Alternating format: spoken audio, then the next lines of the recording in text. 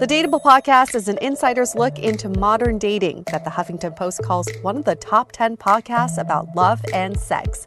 On each episode, we'll talk to real daters about everything from sex parties to sex droughts, date fails to diaper fetishes, and first moves to first loves. I'm your host, Yue Xu, former dating coach turned dating sociologist. You'll also hear from my co-host and producer, Julie Krafchick, as we explore this crazy dateable world.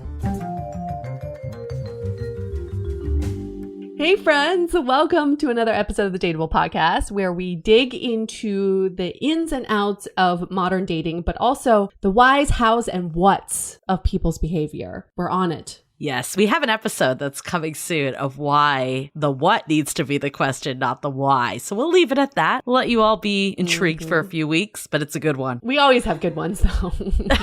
It's true. What else is new? I'm saying I have a favorite episode, you know, the usual. Every week. Well, this week's episode is completely relatable for so many people. It's about dating a workaholic, or maybe you are a workaholic dating, because all of us have been trying to make work and life and dating all work together the last few years, especially a lot of us working from home, which I've heard that makes you work even more because there's no separation of home and work. So I found this episode especially relevant. Yeah. Someone actually asked me earlier, has this always been a thing or do you think it's new for the pandemic? And I think dating someone that's a workaholic or being a workaholic has been around forever, but it just showed up in different ways with the pandemic. We're going to go into it today with our guest, Caitlin, who was dating a workaholic, and the industry that he worked in was supply chain, which I think different industries got hit differently in the pandemic too. That there's a lot just going on in the world that is outside of relationships. And we also differentiate too of being invested in your career versus being a workaholic. And they're two very different things. And we also find out that your work culture bleeds into your personal life culture. And a lot of what we experience at work, if we don't leave it at work, it does show up in our personal lives, especially in dating. And the reason why I say that is because I'm at my parents' house right now. Whenever I'm at my parents' house, I get very nostalgic and I think about old memories, right? And I remember this guy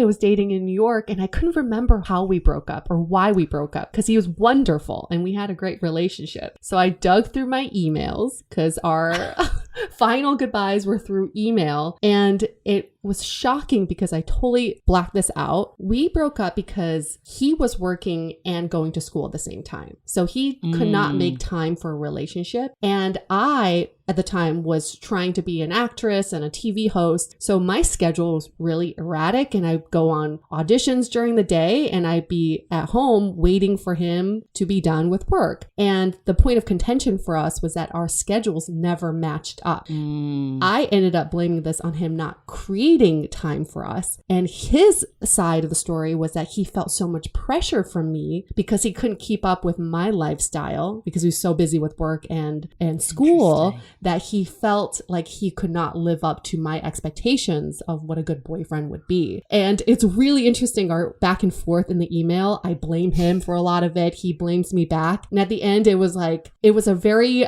defeated response for him that was basically like, I guess we can never be friends or be in contact because it seems like you're just so over this. But I couldn't believe it because in my mind, my memory was we were in such a great relationship with so much fun. I totally forgot that we had misaligned schedules and also misaligned needs. Well, scheduling can be a bitch, and that can really make or break. I think every relationship does need quality time. And, you know, it's one of those things. I think we all have those breaking points in those moments that we realize that career isn't everything. And I'm speaking for someone that maybe identifies a little bit as a workaholic. And there's been times that I've thrown myself into work and really made that the number one priority. And I think it's hard because it's easy to be like, if they wanted to, they would. Yeah. But I do think it's when you're hitting them also. And I don't know if this relationship you had was more in your 20s early on. Yeah. And I think a lot of times, a lot of us are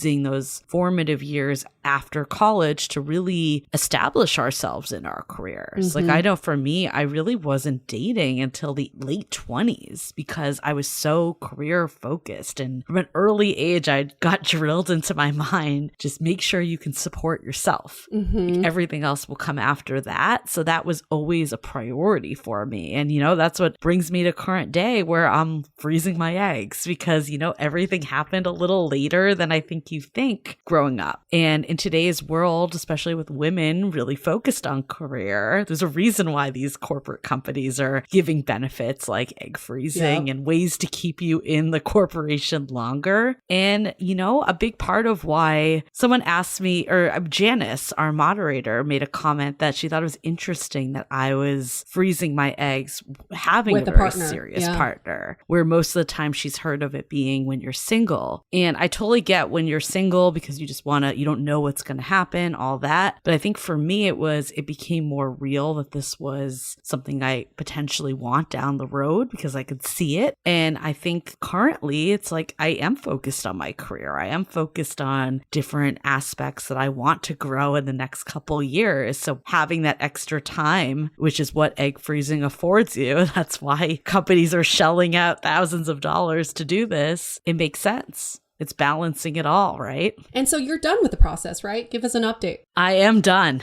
I feel relieved. It went really well. It actually was better than I expected in terms of results of what they originally told me. So it was really great. I woke up from the anesthesia and I was like, I need to fall back asleep so I can go into the operating room. And then I realized I was already done. So fast. It was real fast. It was 10 to 15 minute procedure. That's I was there for 2 hours total. Wow. Yeah. More time to prep and then they give you time to rest. I honestly had the best nap of my life. It was fantastic. So, all said and done, everyone has a different experience. It was very positive for me. I'm glad I did it. There's even a chance I might do it again for like better odds, because I think the reality that I'm thinking too is this is the plan B, but the older you get and the more you focus on other parts of your life, it may become the plan A. And that's the beauty of science, that it can be a plan. It can be an option down the road if you have prioritized other stuff like career and other aspects of life. Yeah. Isn't it interesting that all we are really wanting these days is the option, right? It's not like, even if we don't necessarily thought about us wanting it, we still want the option of wanting it. Yeah. Kate Kennedy, we did this full deep dive for anyone that missed it. It was last season, the decision to have kids or not. So if you're new and these updates have been interesting, you can get a lot more in that episode. But one of the things that she talked about, this paradox that the older you get,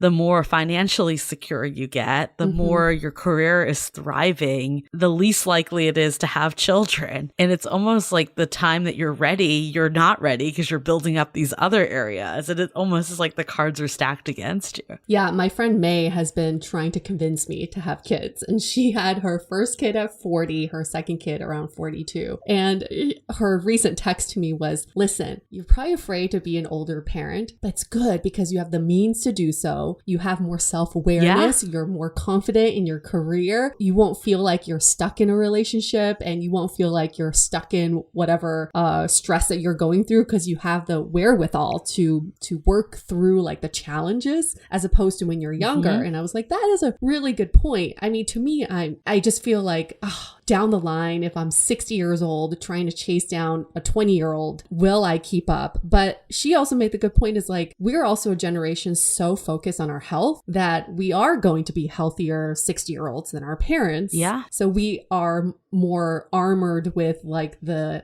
health and the benefits to chase after our kids, even when we're older. Yeah. I think for me, it's time, the amount of time I have in my life. I almost feel like this podcast podcast is our baby. That I don't know how I would work a full-time job and do this podcast if I had a kid, right? Like this, it's almost like the time that I'm spending on this makes up for the fact that I don't have a child to care for. And I think for so long, I do still get a lot of satisfaction out of career. And that means so much to my identity. And, you know, we have another episode coming up where we figure out what's sabotaging your love life. Mm-hmm. And I identified as the overachiever, which I now realize how it's hurting me in certain ways. So that's going to be a good one too. But I think in all of life, like that's been so much of my focus that it's hard to imagine, you know, shifting to this world where your job is to care for other people. And, you know, I just had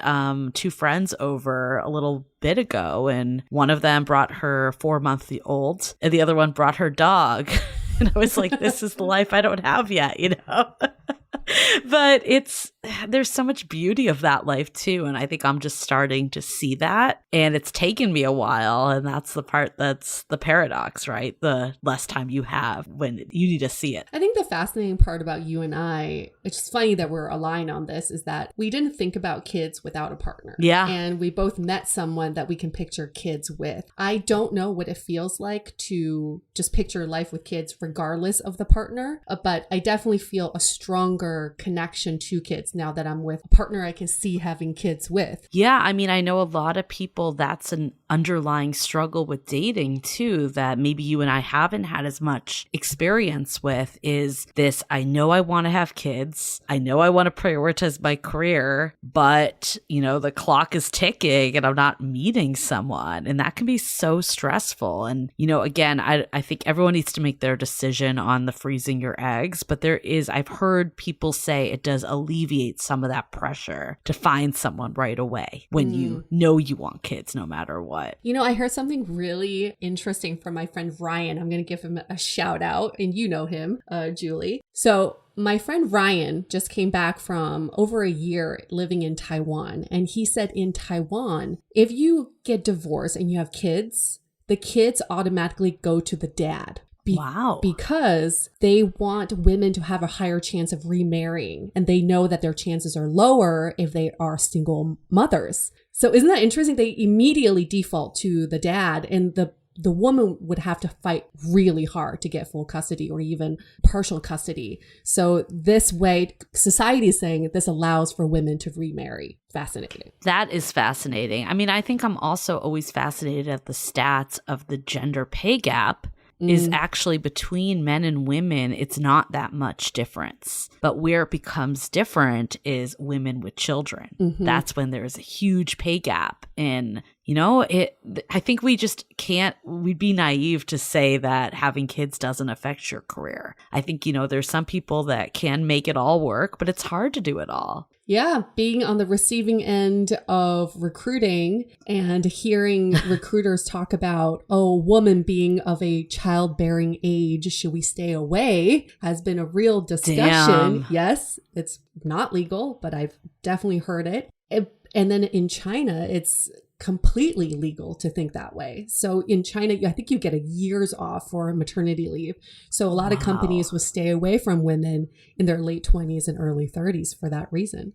That is wild. I feel like that is so illegal, but that is wild. And, you know, I think people do have different perceptions of women that are single. There's this feeling like they have more time to be spending on work, which is, you know, unfair in different ways. I feel like when you have kids, pretty much anything you say that, oh, I need to attend to my kid or I need to do this, it's like, great, go for it. Yeah. If you were ever to say, I need time off to prep for a date, people would laugh at you and they'd be like, true. Hell no. You know, like there's no grace for single people at all. It's more just workload, continue it. It's like there's this myth that single people just want to keep working and they have all this free time to work all the time. Oh, that is such bullshit. And that is so related to this episode. And that is so related to our question for this episode. Someone wrote in and said, I'm seeing someone right now who keeps saying that they're busy with work. What should I do about this person?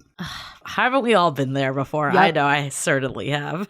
You know, at the end of the day, their priority is not you. whether that's an accurate statement that they are too busy with work or it's an excuse. I think sometimes we justify work as a way out of other things. It's an easy one to say, I don't have time because I'm working. It's almost like taking care of kids. It feels justified that people can understand that reasoning. It almost doesn't matter because at the end of the day, they're not giving you what you want. I think you could have a conversation with them and say like, hey, I'm at a place in my life. I'm looking for a committed relationship where I spend quality time with my partner. I'm really like excited about you and where this is going, but I feel like that part's missing. What can we do about it? And see how they react to it. That's the only thing you can do in this situation.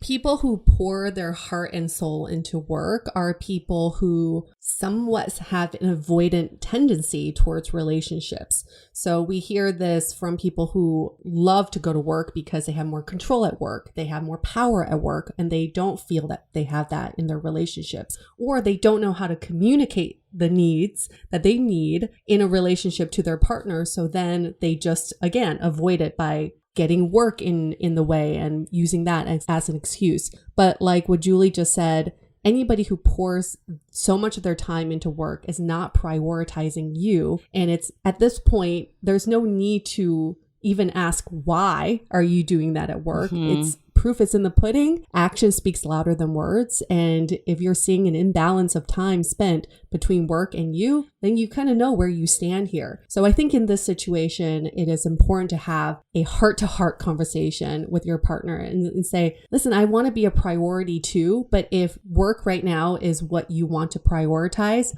I respect that. That's not what I'm looking for. And I think we should respectfully, exit out of this relationship. I agree with most things. I'm not sure if I agree that it's always an avoidant tendency. I think that can be one for sure. But I think some of it is, I'm just thinking about like from the overachiever perspective. If you historically haven't had good results in the dating world, but in career, you're always promoted, you're always told that you're really great at your job, you're gonna funnel more energy into that aspect of life because you can see the direct correlation. Also, depending on where you are financially, it might be that you have to work. Like that might not be a luxury to cut back on work, or maybe you just have bad boundaries. You're a people pleaser. You can't say no to people at work. Right. So you can't make those lines of personal life and professional life. So I think there's many reasons why someone could be spending a lot of time at work and prioritizing work. So that's why I think having it as an open question and getting to the root of like what is driving them is so important. And then you can know how to proceed, because I think we can't assume that everyone that dives into work is just avoiding relationships either. There is something to be said about people who are in good relationships that it becomes a default. So then they don't feel like they have to work towards that relationship. So then they pour that energy into their work, right? So it's like, oh, I'm dating someone, I'm good. I don't need to think about that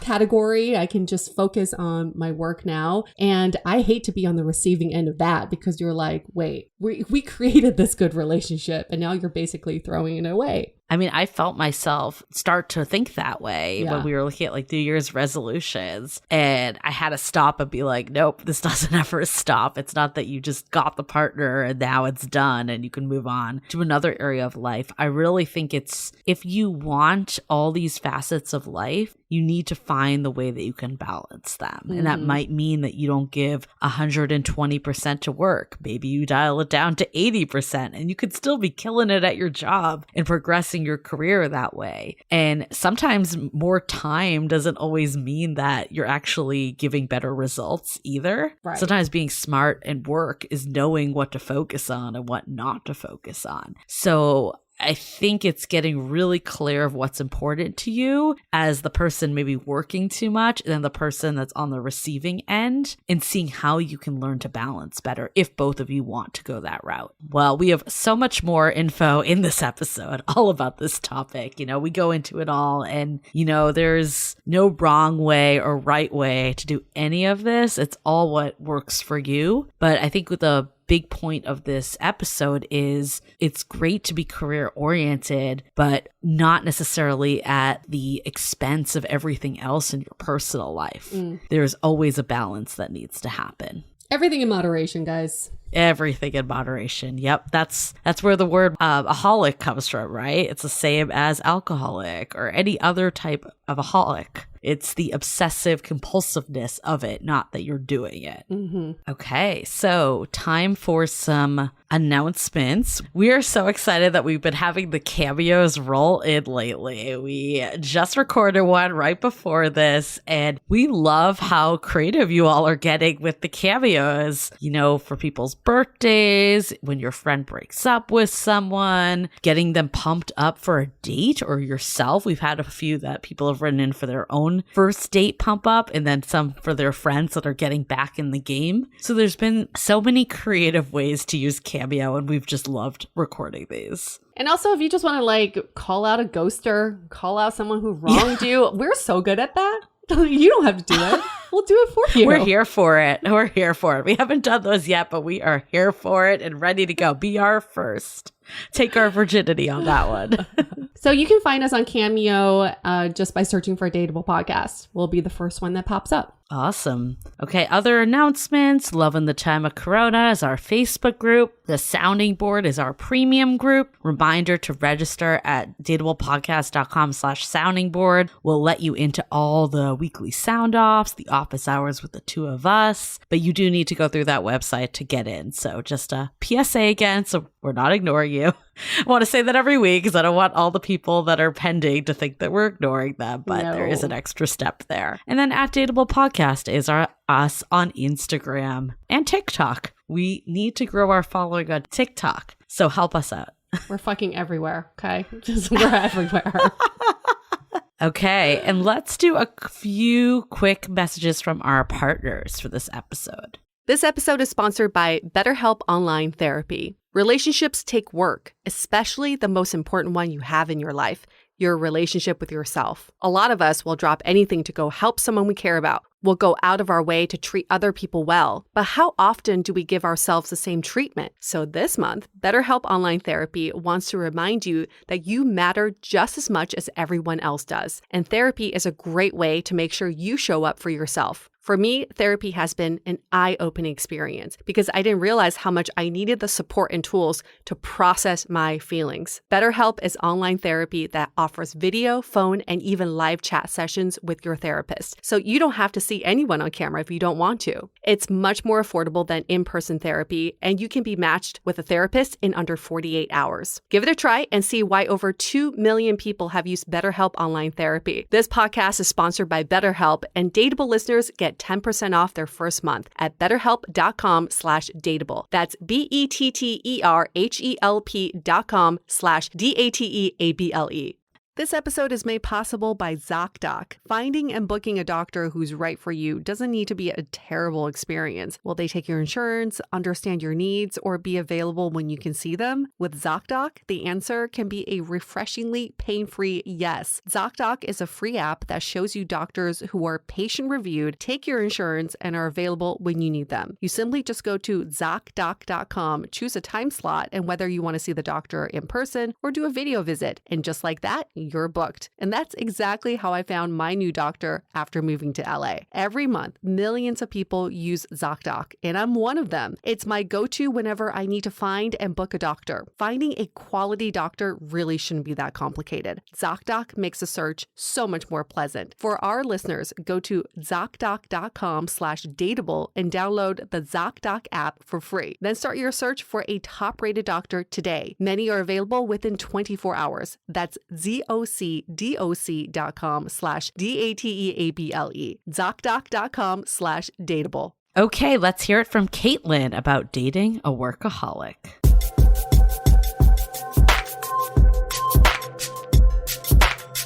In this time of working from home especially, I feel like it's so easy for people to be workaholics and be busy all the time. What's funny is people tend to use working and being busy as an excuse to not be fully present when they're dating. So I'm curious to hear your stories, Caitlin. Who is Caitlin? She's 34 years old. She lives in Florida, originally from Houston, Texas, currently hooking up and having fun and dating someone, but haven't defined the relationship. So all of the above when you have to check those. Welcome, Caitlin. Hi, everyone. Hi, y'all. There's the Texan coming out. I love this topic because I do agree with what you said, Yue. I think the lines of work and life are very much blurred with this new world that we're in too. But also on one side, you want to balance your career and balance relationships. So it's not always a bad thing. I was curious what the formal definition of a workaholic was. So I looked it up. So it is most researchers define a workaholic as a person who works excessively and compulsively and is unable to detach from work. And I think that's important because we all define working a lot very differently based on our own definitions of work. So yeah, I guess Caitlin, maybe to start off, let's spill the tea. I want to hear a little more about the current situation you're in with a workaholic. Situation would be the best way to describe it. I just listened to your episode about situationships and I thought, oh yeah, this is me and this workaholic right now. So about a month ago, it was about the last week at my job. I am switching jobs, which is why I moved to Florida from California. And there was a very high up man at the location where I was at in my workplace. And I do not date coworkers at all, but I just had this vibe. And I told myself, you know what? I'm going to just plant a seed with him. And if he bites back, if he takes it, great. If not, great. So I went to my little small circle at work and I said, hey, you work with him more than I do. Please keep this to yourself. I'm thinking about reaching out to him romantically. I've never done this before, but let me know if is he the work fuck boy or, and they said, go for it. He's wonderful. Go for it. And I said, perfect, because that was my instincts, because what I was really attracted to was his leadership style, the way he worked with his team and the numbers that he has done at work. And it's really phenomenal. So I reached out to him about a week before my last day. Again, I don't date coworkers, but I figured a week before would be fine before I left. And I said to him, I really liked your leadership style, enjoyed working with you, and I want to help you be successful. When I leave, I'd love to get a drink with you to talk about my experience with you. And he was completely down with it. Well, all of a sudden it turned into more work, and then we got very intimate, very fast, very close. And it got very romantic about a week or so later. So romantic that he booked a weekend in Seattle for us a week after we connected. So, yeah. Wait, I feel like there's a missing piece. How did it go from we want to talk about work to intimate, that you're booking trips to Seattle? Well, we started. How many drinks did that take? I'm just that good, y'all. I'm just that good. It's true. No, he just started, we were just talking on texts and phone calls. It just turned into this, which is natural conversation. We really just connected in our communications. And we went on a date the Sunday before. I mean, we just went really fast. And we went on our first date the week before and just really connected. He stayed with me 2 days later when I went to San Diego to see my friend on my farewell tour for work. And then that weekend we were in Seattle, moved very, very fast. Wait, I feel like this story is juicier than the workaholic bit right now. Okay, so I feel like I want more details. We'll get to the workaholic bit, but we want to go here. Yeah. We'll get there first, but I think the starter of this relationship is probably what's most fascinating for a lot of people listening right now. So I just want to ask a few more questions about this stage. So when you reached out to him, this is purely for work purposes. When was the turning point? What was like the tipping point, I guess, when you both felt safe to talk about your relationship in a romantic sense? I started talking to him about my experience in California, because he said, was it California or was it the job while you're leaving? And I said a little bit of both. And he's been single for about 4 years. About 4 years ago, he went through a divorce. Yeah. So we had that connection because there's not a lot of single men at my work or my previous job. And we started talking and I said, I know you're single too. How has dating been for you? And, he said a little bit, not that much dating either. Like I haven't dated that much. So I opened up with him and I said, this is my experience with dating. And then he told me his experience. So I felt heard when he was listening to me about my work situation, what I was sharing with him, which led me to open up and like, how can I go a little bit deeper? Because I have a little warm and fuzzies with him. Which is interesting because the pandemic not dating can mean so many different reasons. It could be that you're a workaholic. It could be that you're concerned about your safety. It could be so many different varieties. So I guess at what point did you realize that you felt like this guy was a workaholic? Oh gosh. So we're about to get real intimate here, y'all. So Just get ready. I know. So when he was with me in San Diego, that was the first time we were like super intimate, like, you know, what couples do in the bedroom all the way and have sex. Thanks for and, spelling it out for us. What couples do, really intimate, have sex. So, oh gosh. So it was about 6 a.m. the next morning, and he was reading his emails. And to give context to him, and maybe we can elaborate it later, is he's a very high up in supply chain. And unless you're living under a rock or haven't been to the grocery stores lately, supply chain is a very, very difficult industry, very difficult. And it's a 24-hour job. So I kind of give him grace for that. But he was checking emails, and then we started being intimate, having sex. And then he left in the middle of it, and he said, I got to be there for my team. I have to go. In the middle. Like, he just pulled out of me. And wait, was there like a meeting that he was going to, or was it more just a hypothetical idea? My brain is on work right this minute. My brain is on work at this minute. Oh my God. Instead of whiskey dick, he had work dick. Yeah. And I'm like, what does this have to do with numbers or performance or your team right now? Like, you're intimate with me. What? Right. Like, that's running through your head right this minute as we're doing this. Yeah. So I text my close friends after he left. I said, my name is Caitlin. I think I'm dating a workaholic. And then did this continue? Like dating him wise, or just this behavior, the workaholic tendencies? Well, we went to Seattle that weekend because he told me before he left, after that moment, he said, I'll be more available, more present this weekend. I promise. I said, okay, maybe out of sight, out of mind, different state. Maybe he'll be more present. It did not show up intimately, but when we were out in Seattle that weekend, he was checking emails. He was still talking to people. He was talking to me about work. I want to say at least combined together between the 2 days we were there, at least 6 hours of the time. So these were both on weekends when it was like unable to detach from work. We're not even talking about like midday being in the thick of it. Well, the San Diego incident where we hooked up, that was a Wednesday morning. Okay. So that's why he said, I'll be more present this weekend when we're in Seattle. I said, okay. He was still checking emails and working for about 6 hours that weekend. Wow. Julie, I'm rereading your definition of alcoholic or workaholic. I keep saying alcoholic. Who is someone who works excessively. Yup. We saw that come through. Compulsively. Yeah. Pulling out of you in the middle of sex. Pretty damn compulsive. And unable to detach from work. Like, he hit all three to a T from just that one weekend. Yeah. And, I try to give him grace too, because again, he's very high up in supply chain, and it's a very, very hard industry right now. And I feel like there's workaholics pre-COVID. And like y'all mentioned, in COVID, it's very easy to be a workaholic. But I look at our leaders, VP, senior vice presidents, CEOs, of any company, it's like a different level of empathy and compassion that you have to have as a leader, because people are burnt out. People are frustrated. Yep. They're exhausted. So there might be some sort of guilt, or if you step away from however many people you manage, you might feel like I'm letting them down because they're so frustrated, and I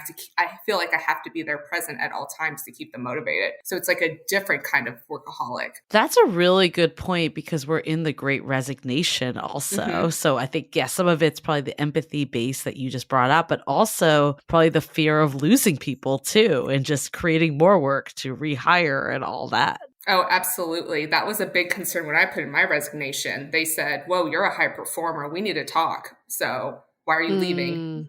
They were very, very concerned. Which is a good segue, because you are someone that's career oriented yourself, right? It's not like you're just like, I don't care about my career. I just want to date. That's the only thing that's important to me, because we know you. We know that's not the case. So I guess, like, how do you find balance in your dating life to separate career and personal life a bit more? I'll just to back it up a little, about 5 years ago, my last long-term relationship ended. And for about a year and a half after that, I first discovered the dating apps. I was super hardcore into my work. I dated someone for about 3 months in a turbo relationship, which ended up being me being ghosted. Around that time, all my friends were dating, getting married, having kids, and I just was bottling up all my emotions. And finally, it just broke one day when I walked into work. I just cracked, read an email. My company is merging with an industry giant. I just broke down. I thought, wow, the one thing I had going for me is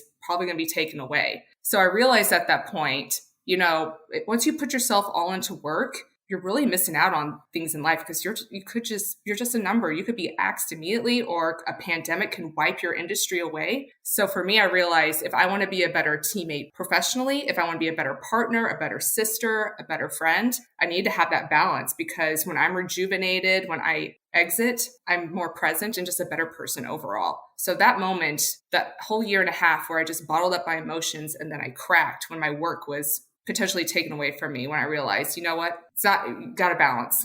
Yeah, that's a really good point, because how you treat work actually bleeds into your personal life and vice versa. And just from my own experience, some of my worst managers have been the ones who've been bitterly single and not dating and refusing to connect with humans. And they're at work till 10 p.m. and they expect you to be at work until 10 p.m. as well. And it doesn't do much for team morale that way. Yeah. I mean, I definitely consider myself a career-oriented person too, but I think like there's this saying that on your deathbed, you're never asking if you could have worked more hours. You want to have more hours to spend with your loved ones. And especially at corporate America, you said this, Caitlin, you can get replaced in a second. If something was to happen to you, there would be a job description up within hours to try to backfill you.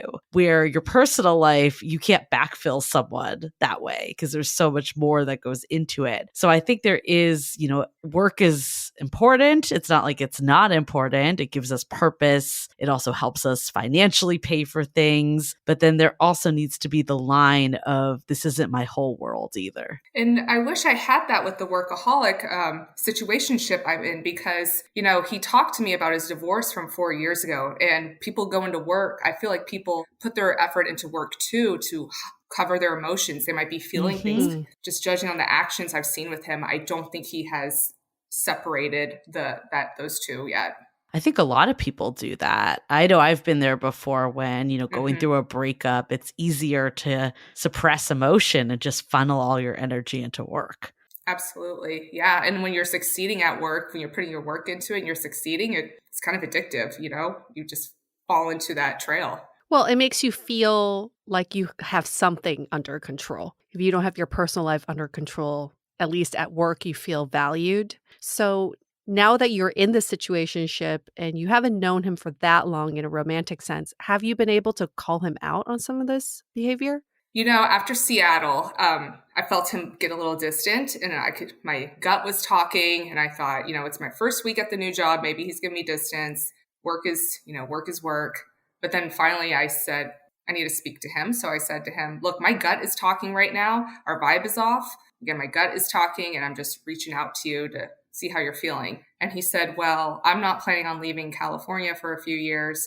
You're going to Florida. How can this really work? And you said you're considering Florida being your forever home. What does this mean? And I said, okay, I see where you're going with this. Nice. You're a great memory of California. I'm glad you were part of my short time here. And he said, no, I still want to be friends. I'll come see you in Florida and I'll come travel. But he hasn't planned anything. He hasn't really been vocal about seeing me ever since then. So I'm not quite sure if his words and actions are lining up right now. Interesting. It's kind of just now faded a bit, but was there anything you said when some of this behavior was coming in around work-life balance, or do you have any discussions with him? I mean, I made comments to him like, hey, stop. And I don't think he could stop. I didn't really have full-on conversations. It was just very light. And how did you react when he pulled his penis out of you mid-romp to think about work? I was speechless. I started questioning, was it me? Is it me? Did I do something wrong? But then when he said, I'll be fully present this weekend, I clicked. It clicked at that point that it wasn't me. It was him. I feel like we kind of skipped over Julie, because I feel like you've dated workaholics before. Love to hear your experience of what you had to deal with. Yes, I definitely dated a workaholic.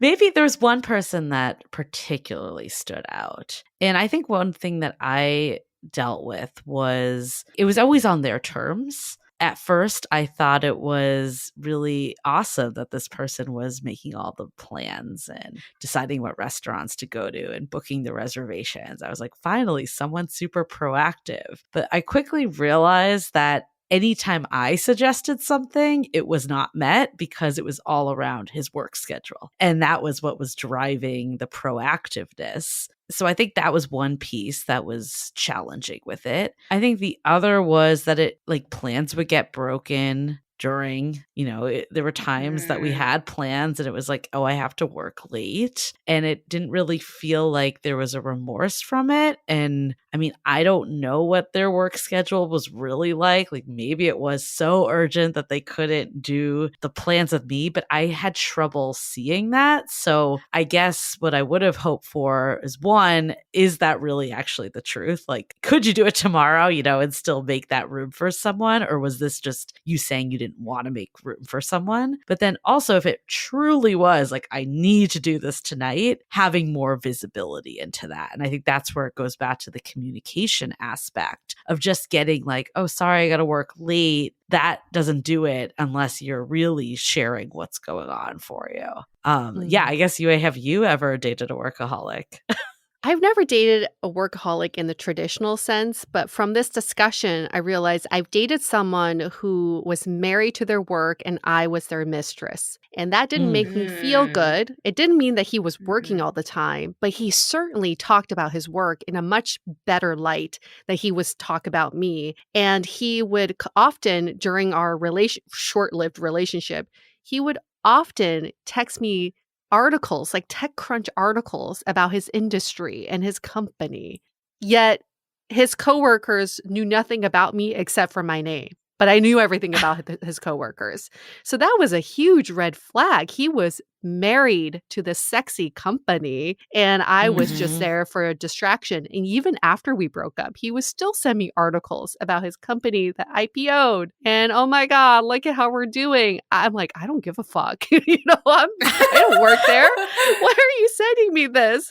I had the same thing happen with the workaholic I just mentioned, is that once we called it, he would send me articles all the time. He didn't send them about his company, but he would send them about, I was working at Yahoo at the time, so he would send them about the tech industry. And it would almost be like his way to get back in touch, but it would just be like him sending a TechCrunch article after not speaking for weeks. And it was like, what does this mean? And of course, I would start to like wonder if this was a sign that things were back on because I was clearly not as enlightened as I am now. This was many, many years ago. But I think that was a big thing, that a lot of our communication was done through his work email, which was super weird. What? Looking back on it. Yes. Like he wouldn't even text all the time. It would just be sent from his work email. And I'm like, why would you even want these? And some of them were a little racy. I'm like, why would you want this in a paper trail from your work email? But I think it's like he couldn't even detach that much to go to personal email. Wow. Yeah. Wow. I think this never like directly affected me, but a sign was that he also had told me that like he was supposed to go home for the holidays one year and actively chose not to so he could work. So I think that's actually a good way to understand someone's relationship with work too. It might not be how they show up for you, but how do they show up for other people in their lives?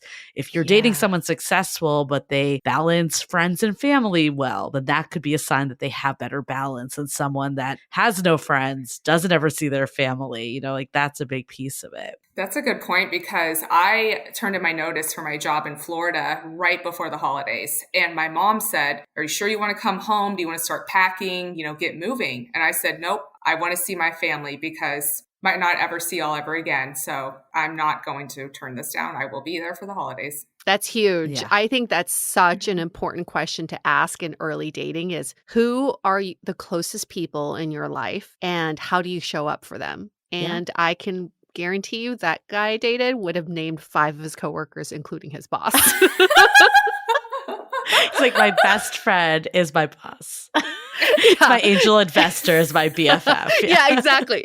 That's exactly what it was. We went to a wedding of one of the angel investors of this company. Like, do you know anything about him or you just know he has money?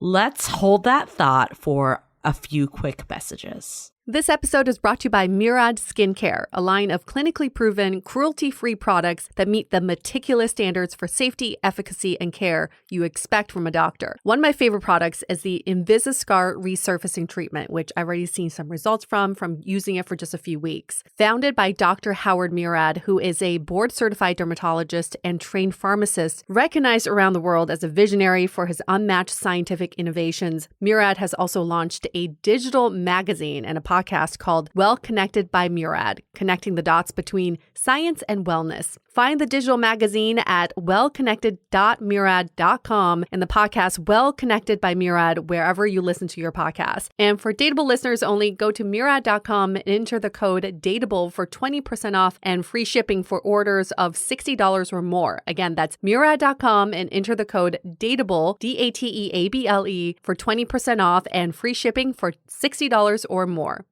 This episode is brought to you by Drizzly. If you look for it, every day has cause for celebration. Celebrate a friend for their promotion, baby, wedding life thing. Celebrate yourself for keeping the couch warm. It's no easy feat, especially if it's a big couch. Or maybe you just want to celebrate living in 2022, where you can get beer, wine, and spirits delivered from Drizzly in under 60 minutes without leaving said couch. No wonder Drizzly is the #1 app for alcohol delivery. And remember to share the love. You can get alcohol delivered to your friends and your coworkers. What a nice surprise. Right now, Drizzly is giving all new customers $5 off their first order with the code FAST5. So download the Drizzly app or go to drizzly.com. That's spelled DRIZLY.com and use the promo code FAST5. That's spelled FAST 5 for $5 off your first order. You're welcome. Have you ever thought about how much better dating would be if you had a whole army of people supporting you along the way? We know that dating can be frustrating and lonely, but it can also feel fulfilling and fun. Have you recently decided you want to make some changes to your love life? Maybe you've recently re-entered the dating scene. Maybe you've gone on one too many dates that went nowhere. Or maybe you're just ready to take your current relationship to the next level. That is exactly why we created the Sounding Board, a true extension of our podcast that delivers a personalized experience, which includes monthly office hours where you can drop in and chat with us about anything, weekly sound-offs with guided discussions, and regular virtual happy hours. Allow Julie and I to become your dating Sherpas to provide real-time guidance and wisdom in a more intimate way so we can all navigate dating and relationships together. Join the Sounding Board today by going to dateablepodcast.com/sounding board. Again, that's dateablepodcast.com/sounding board. And you also have dated people across the spectrum in terms of occupation. And I just know you because you are one of our moderators in our Facebook group, that you have shared an experience that a long-term relationship ended because the person wasn't career-oriented enough and motivated enough, basically the opposite side of the spectrum. I guess what is kind of, for anyone that doesn't know you, what is kind of your background with people in occupations, and how has there been, pros and cons of both? Oh gosh, where to begin? I feel like I've dated them all. I mean, I watched Sex and the City in college, and for some reason I felt like I just had to translate my dating in that. So I have dated bartenders. I have dated VPs in tech. A VP in tech, entrepreneurs. I've dated them all, I feel like. And there are pros and cons to both. So my last long-term relationship that ended 5 years ago, he was hourly at Home Depot. I mean, very complacent, not super career driven, but he was the sweetest and most loyal man I ever dated. And he let me be free. He didn't care what I did. He trusted me, but he was also just complacent about everything. Whereas before him, my previous long-term relationship before him was a military officer, which was completely different, of completely different personality. He was very regimented, and I like routine, but I also don't like being told what to do all the time. So that was one career that did not work out for me. I've also dated the VP very high in tech, and we connected on so many things emotionally, but It was a turbo relationship which ended up with me being ghosted after 3 months of traveling all over the country. So, they all have different stories, and, I've noticed, the higher up men are, just from my experience, I don't want to generalize, but the higher up men are, the more they're so successful in the boardroom, they can do anything and lead teams of 300, hundreds. But in their personal life, again, I'm generalizing just from my experience, they're not all emotionally there. Like they're just not, their emotional intelligence is very far and few to find. Whereas, the hourly from Home Depot, he knew me very well. He picked up on the little details. He was there for me. He knew what my love languages were without me telling him. So, there's pros and cons, do we want the motivated, emotionally unavailable, driven man, or do we go with the complacent, loyal, sweet hourly worker? Right. And it doesn't always have to be one or the other. I know you're generalizing just on experience, Right. but I think you do raise a good point that just because you have the skills necessary to lead a business doesn't mean that you have the skills necessarily to lead a relationship. And I think a lot of times we struggle with relational skills because our generation particularly has put career first a lot of times. And that results in getting into relationships later in life and maybe not even knowing how to really navigate them. Yeah, that was interesting because I dated a man very high up in Silicon Valley, and one thing I'll never forget. One thing he said to me was, "I am so jealous that you can be alone and be okay with it. Like you can go home to an empty place and you're fine. Whereas I have to have someone. I have to do it. I have to just be around someone at all times to come home to." And I think to myself, you have changed the world with what you've done, but you can't go home and sit alone. That was really mind blowing to me, because just because they're a certain way in the boardroom doesn't mean they're that confident when they go home. Yeah. And I think that's the conflict that we see too, is a lot of men that we've spoken to have often said, I have to get my career in place before I can focus on my personal life. But for many people, once they think they've reached that point in their career where they have it made or they've succeeded, then they have a lot of catching up to do when it comes to their personal life, because it's been years since they had to have like a very real relationship. And a friend of mine comes to mind. He just recently sold his startup. He was in a complacent relationship, didn't work on it. And the moment he sold his startup, he broke up with a 15-year whatever that was and said, I need an actual relationship now. Where do I start? How do I begin? So how do we... we're going to see more and more of this. And I'm saying this for men only because the men have spoken out, but I'm sure it happens with women as well. As we see more and more of this in our generation, how do we, I guess, let's go from the person dating the the person who's a workaholic. How do we support them, but also draw boundaries at the same time? I started not initiating first in the morning. I found myself initiating. I thought, you know what? I'm going to set the boundaries that this is not going to be a one-way street. It's going to be a two-way. I haven't heard from him in 2 days since I haven't initiated. So just changing up your actions, I feel like, for communication, set that boundary. Yeah, I think there's we've heard this before from experts too that have said this, that there's getting out of work mode before you go on date mode. And maybe that's just decompressing in a way that you can, have that delineation a bit more. And if you're dating someone that has workaholic tendencies, encouraging them to kind of finish up what they need to finish up, even if that means you meet up a half an hour later, but just so it can be done and then you can move into the date mode. And I say this from someone that is probably the workaholic in my relationship, and I've dealt with this.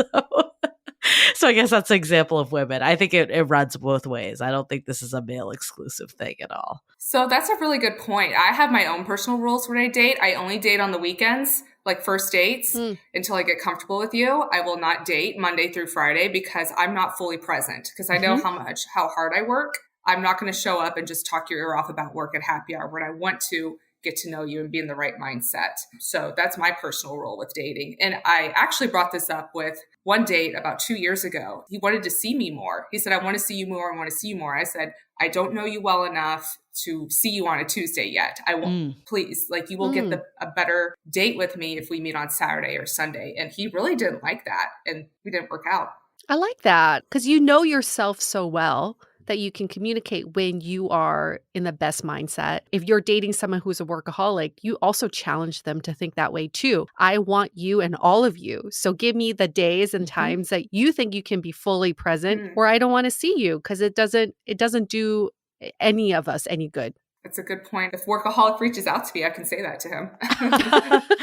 No, I think that's important. And I think not having your phone out when you're on the date is really important too, because, we're so glued to our phones in this day and age. If he, I'm guessing, probably like saw out of the corner of his eye something, an email go through or a calendar invite, if you see that, it's hard not to respond to it.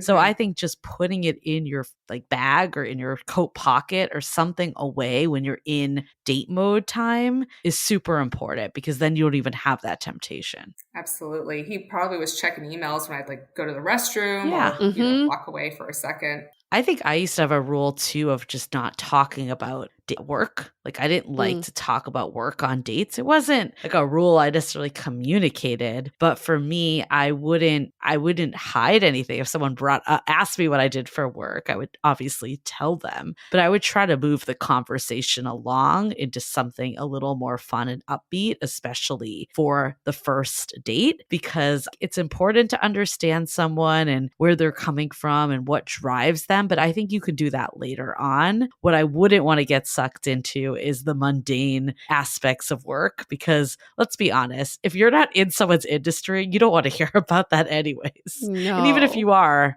when you're out for drinks, it's questionable if you want to hear about it. No. Yeah, that's not exciting at all. And there's something very fascinating that happens, because we had an episode about dating the CEO of a startup, and the entire 60 minutes, this guy is talking about how he's not ready to date. He doesn't have the time to date. He's married to his work, and his staff are his kids. And we received 50 emails after this episode aired of women who said, I'm okay with that lifestyle, or I'm ready to change your lifestyle. And I think we just have to be on these first early dates. Just take it at face value. This is what this person's saying. If they say they're not ready to date, they don't have time to date, they really do mean it. And if you think you can be okay with that lifestyle, I think it's better to really be honest with yourself and ask, am I really okay with this lifestyle? I used to be that person who thought, oh yeah, I could totally date an executive who has, maybe sees me once every other week, and it's fine because they're high up and the time I get to spend with them, it's fine. I've also realized I'm not that person anymore. I can't deal with that, because that's not a relationship in my eyes. Yeah. I mean, I think the other piece, like I mentioned, I would try not to talk about work on dates, but I don't think that means that you can't hear how they view work. And I loved always asking people the question too, if you won the lottery or something that basically made you never have to work again, what would you do? To hear kind of what they how their mind operated around work, or also just asking them what was important in your life, from an accomplishment perspective, just understand their why behind working too. Because I think that's something that we haven't hit on yet, is that work does mean different things for different people. And some people are workaholics by choice because they've got extra time or they're just wired that way. But other people might be workaholics out of necessity based on financial means, or if they're supporting children. There could be other reasons behind it. So I think understanding someone's why of why they work so much is really important. I love this. This speaks to me because I used to go on dates and they say, oh, what do you do? And I say, I'm a marketing manager in a food industry, where I would switch it and say, I would lead more with, I help restaurants survive. I help restaurants do their thing. I help restaurants stay creative, which leads more into my passion of keeping the arts in school, how passionate I am for artists to make it, and creativity and people connection, which leads more into that rather than my day-to-day work. So it's really how you market it on the date, because the CEO of a tech startup can say, I'm the CEO of tech startup, or they can say, I'm providing tech solutions to certain markets to help them survive. That's a great point. I think we are so tied to our titles that we're not tied to the purpose of the title. Right. So maybe a better question on a date, rather than what do you do, is what's your purpose at work? What are you Right. accomplishing there? That's a lot more telling than I'm a senior customer success manager at Salesforce. Yeah. Like, that doesn't mean anything. Good for you. Oh, I'm level 3 customer success manager. Super. I would definitely date that person. Yeah. You have dated that person, Julie. You had don't me lie. at customer success level 3, not 2. Just kidding. Yeah. I'm not in tech. That doesn't mean shit to me. I don't know what that means. What if it's a power couple that both people are super career oriented, career comes above everything else? Could that work? Or is it doomed to just be a surface level relationship? What's that term we talked about months ago? Dual income, no kids? Dink? Yep. Dink. Yep. Yep. The dink couple. I don't know. I've never seen a dink. I don't think so. I know this couple. I know this couple. I've seen it. Both of them are very savvy in their careers. They're very high up, and they spend all their quality time trying to brainstorm ways to accomplish even more in their professional careers. And then over a decade goes by, and they realize they are just business partners, and there's nothing romantic that is happening. And that's when you have infidelity. That's when you start moving to different cities and saying, we can make it work. It's for our careers, but we can make this work. I personally just don't see that happening. If two people cannot prioritize their relationship, then that relationship is definitely doomed. Well, I remember we had Amanda Bradford on years ago. I think it was season 2. And she's the CEO of the league. And we asked her if she would date another CEO. And her response was, neither one of us would plan anything. Right? We'd basically both be too busy that nothing would ever get off the ground. It's kind of like two avoidant people dating. Just nothing ever happens. And of course, there's always exceptions to the rule. But I think maybe power couples that have that can carve out that together time and have that balance have more of a fighting chance than if you're always on work mode. Yeah. Well, one thing I noticed with the workaholic, this was very interesting to me. I moved to California right before the pandemic, and I had not a lot of intimacy or dating for about the 2 years I was here. Physical touch was pretty much non-existent while I was here. But I noticed with him, one way I really got him to open up and just I could feel his body change was simple physical touch. I would touch his back. I would link arms with him, things I normally don't do, but because I've had such lacking of physical touch, I just felt my just geared toward those simple, small things. I mean, we were that couple on the airplane where I'm holding up to his arm, I'm snuggled up to him, and I loved it. And he received it so well. So I thought, okay, this is how he responds. Like, he's a completely different person. I could feel a change in him on that. And I think if you're a power couple and you don't have that connection, you're not going to work, like you saw, UA. But I just picked up on that intimacy of physical touch and how important that is in a relationship with him. I will say the flip side, though, because I do know some people that are very work oriented, but I do think they're able to turn it on and off. But I think the benefits of, people that are CEOs or startup founders or something that really takes a lot of diligence is that they're very committed. They'll do what it takes to make things work at all costs. And I think that actually can be an important trait in a partnership, because you do want someone that, once they're in and once they're like, this is what I'm doing it. Like, I don't know, some of the people I'm thinking of also are endurance athletes. And I think it has similar characteristics to that too, right? Just like a drive to keep going with something. And I think there can be a flip side that is beneficial in relationships as long as you can find some of the balance. Then I would argue those people are prioritizing their relationship. That's true. That's what the commitment is about, right? So it's not about being career oriented. It's about making time for a relationship also. Absolutely. I mean, I was going to say that I think our society likes to romanticize busyness. Everyone's busy. Oh, goodness, I'm so busy all the time. And we hear daters making excuses for the people they're seeing, saying, oh, I haven't seen this person in a while. They're so busy. They're really high up at work, or they're going through school right now. They're getting an MBA. We got to stop making excuses for busyness, because nobody's that busy. The busyness No. comes from what people create for themselves. But there are plenty of hours in a day to not be busy. And if someone says that they're too busy, that's a red flag. Let's talk about where this busyness is coming from. What are you hiding from? Right. Well, people want to make time for what they want to make time for at the end of the day. Mhm. And I think if they truly are so busy with work, then that means that that's their priority and it's not a relationship. And ultimately, it doesn't matter what they're hiding from if they're not ready to be in a relationship with you. It's not your role to be like Nancy Drew and investigate and figure out what is going on with them. I was thinking, before this interview, how does a workaholic stop becoming one?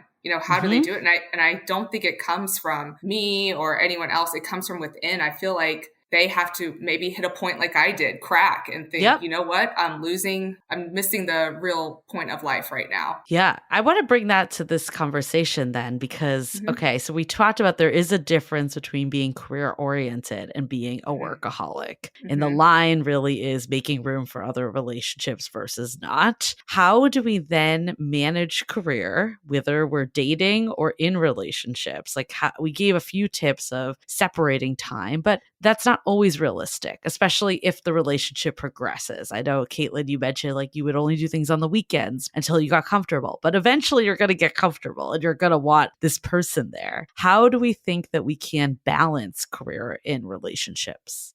Magic.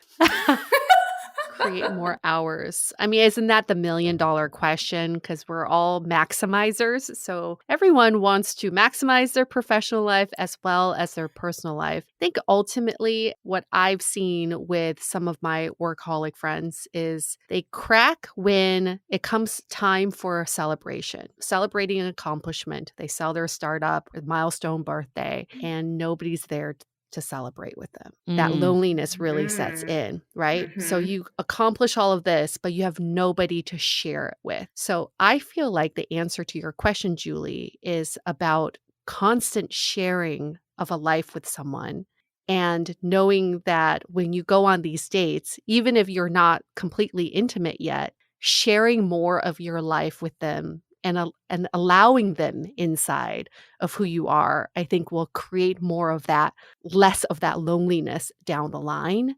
And I find that with a lot of workaholic tendencies, people close off and they don't want you to get too close because they don't want you to see their weaknesses. But sometimes being vulnerable is exactly what will help you to become more successful when it comes to your personal and professional life. That speaks to my soul so much, Yue. I would love to celebrate my accomplishments with someone. I just haven't found them yet. And I'm dying for that. And that's one thing I really liked about the workaholic is I felt heard when I talked to him about work. I felt he's a great listener, and which is why he's a really good leader at his job. He's a great listener, very compassionate, and just really made me feel like I could be myself with him. Yeah, no, I think that we all do want that person we can celebrate with. So I definitely could see that. I think you said something that actually reminded me of something that happened recently for me too. It's like this, how can you set the expectations and how can you have this? Like, I think what I learned with my partner is sometimes I'll like do work when we're watching TV, for instance. And to me, it feels like downtime, but to him, it feels more like we're doing this activity and now I'm not present. So how can you say like, okay, we basically have the same expectation that this hour of TV is us doing an activity together versus saying, okay, this actually is us just having downtime and I can do my thing and you could do your thing. And ultimately that is like a piece of it is communication, right? I think the fact it always comes back to communication, but I think a big piece of it is that because you were saying that some of the times that you felt slighted was when all of a sudden this person would start doing things like in your me time or the time that you both had together. So even just saying, I need an hour today to kind of like take care of these things so I can put away my phone and we can be super present together, that could go a long way. I really like that. Especially if your love language is quality time. Yes. That's so great. I think everybody should try to exercise that, because especially with working from home, what I found with my partners, I don't know when they're working or not because it's all the same. So one thing we started doing is that we change outfits when we're done working. We'll like literally change it into our fun outfit. If I'm wearing my orange sweatsuit, it's like, oh yeah, okay, Yue's off work now. She's ready to party, you know?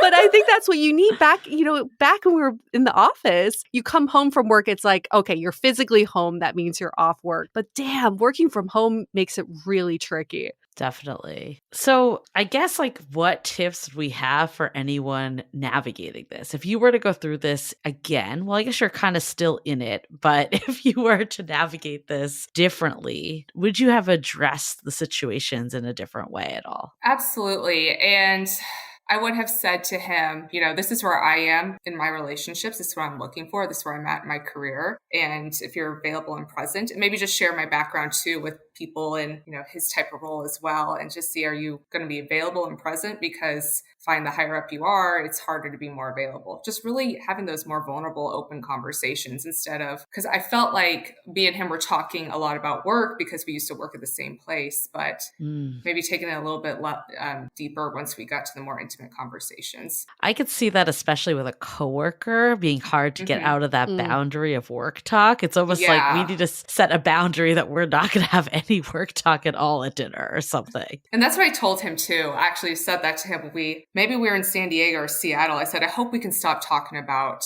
where we work at eventually as we evolve. And he said, yes, I would like that too. Never really happened.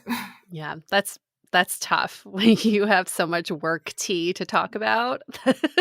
Like it feels so good and it's comfortable. And it also creates a little bit of intimacy when you have that bonding topic. Well, this has been such a great conversation. I mean, I think there's so many takeaways, but I think the biggest one that's standing out to me is that having a balance between work and life doesn't mean that you have to dim your light at all. It doesn't mean that you have to be ashamed of your work or, put that as the back burner. Like, I think you can be loud and proud about work, but it doesn't mean that it needs to be the only thing going on for you. And if it is the only thing going on for you, how can you bring more into your life or more people into your life to have that balance? Because I do think that, I've said this, at the end of the day, the most important thing is the people in your life, and accomplishments are great because they give you a sense of purpose, but that isn't going to be what you're thinking about on your deathbed. You're going to be thinking about the people and where you're wired for human connection, and missing out on that aspect of life, that is a shame in a way. So I hope that people, if you're either dating a workaholic or you identify with workaholic tendencies yourself, it can be an opportunity to not say that someone could never do any work stuff again, but more of an opportunity to see how can we bridge this gap to have more of a balanced, fulfilling life. Mm-hmm. I really like that. My major takeaway is we lack role models in work-life balance, especially in Silicon Valley, where we will suck Jeff Bezos' dick and Elon Musk because, oh my goodness, they are the people to look up to in terms of what success is. But we have to question, is that what success looks like? To make more money than God and to not have successful, healthy relationships. And look at Mark Zuckerberg, who has been married to the same woman forever, but he's considered boring because there's no drama that comes out of his life. Isn't that just a better place to be? So we just have to look to ourselves and think, what is a role model that I should be looking after? And I think the separation of work and personal life, and like you said, Julie, it doesn't have to be that you have to hide what you do, but I think we can always find ways to enhance one place and the other. So your personal life can always enhance your professional life and vice versa. And the right partner will help enhance both scenarios versus like taking away or making you sacrifice. That should not be what a healthy relationship is about. And I hope we can just rewire the way we think about work and life. And it's not a completely separate entity there. And finally, I think a great question to ask on first or second dates is, How do you like to date? What is your dating style? I think this says so much about if someone's squeezing in dates in between meetings or weekdays, or you get someone like Caitlin who says, I date intentionally only on weekends because I want to be fully present. That just says so much about someone's relationship to their time in general. So those are my key takeaways. Caitlin, any words of advice for our listeners who may be either the workaholic or dating a workaholic? I think it's important to know who you are and what you will and will not put up with, what you will not stand for, having those core values. And you'll know when you meet someone whether your core values are shared or not. You'll know pretty instantly. So just knowing who you are and what you stand for and what's important to you and come to the table with that will help you identify those who will be the best match to share those with you. Awesome. Well, thank you for joining us and shedding light on this topic. If there's anyone out there that wants to do the reverse, that they are a recovering workaholic that has figured out how to balance both, then we would love to have that conversation too. But this was really great from someone that is very career oriented, that I loved your story of how you were able to see the light at the end of the tunnel, that you can make time for everything. Absolutely. And I hope to meet a partner who I can share that story with. You know, when I see you're career oriented, when did you crack? When did you change? Any very work-life balance gentleman in Florida, that's a call out for you. Caitlin's ready to meet you. She is new and she's single, ready to mingle, ready to not date a workaholic, but someone who is equally as enthusiastic about life as she is. All right, just saying. And career-minded, yes. Career-minded at the same time. Okay, well. Thanks, you too. Thanks, Caitlin. Thanks for all of you for listening. If you enjoyed this episode, please leave us a 5-star rating in Apple Podcasts, reviews, and also a little love note. We always love that. And with that said, we're going to wrap this up. Stay dateable. Dateable. The Dateable Podcast is part of the Frolic Podcast Network. Find more podcasts you'll love at frolic.media/podcasts. Want to continue the conversation? First, follow us on Instagram, Facebook, and Twitter with the handle @DateablePodcast.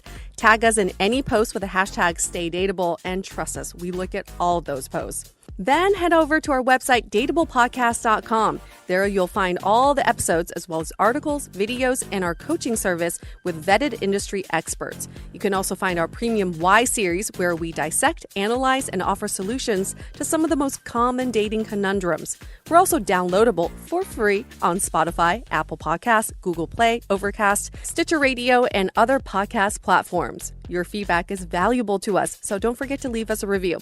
And most importantly, remember to stay dateable.